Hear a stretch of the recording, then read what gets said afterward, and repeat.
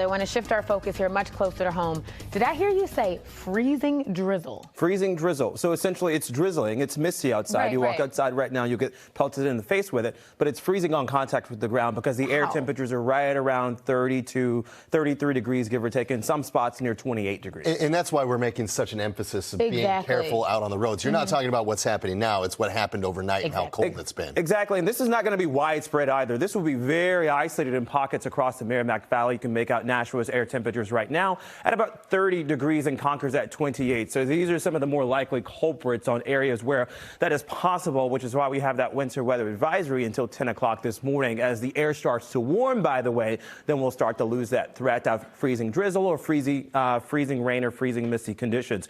Down towards the south and east across Cape Cod, it is much warmer, where air temperatures are right now at about 45 degrees.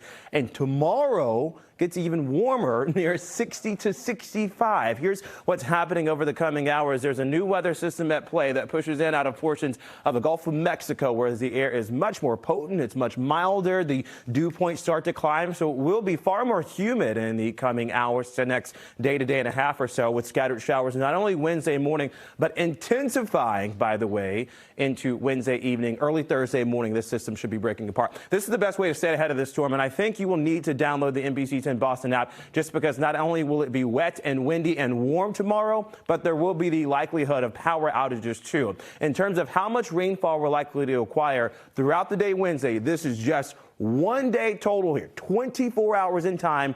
Check this out. Almost 2.5 to maybe 3 inches of rainfall across portions of southeastern Massachusetts and even across the south coast through Connecticut and Rhode Island. If we get about 2.5 to 3 inches of rain, that would be the wettest day so far this year. Let me reiterate that. The wettest day so far this year. These are the top 5 wet days that we've had for the year of 2024. The wettest was in March. If we get that forecast at 2.8, we are well in advance of the top 5 to almost top 10 wet days across Boston specifically. So because of that heavy rainfall forecast, we do have a flood risk specifically throughout the day on Wednesday. Scattered at best, but I think it will be very, very real through central Massachusetts, through some of the lower lying areas of the Connecticut River Valley and also the Merrimack Valley alike. Now, the third component to this, we talked about how warm it was and how wet it might get, but look at how windy it might get too. These are wind gust forecasts. Tomorrow at about 5:30, we've got gusts in New Bedford near 50 miles an hour.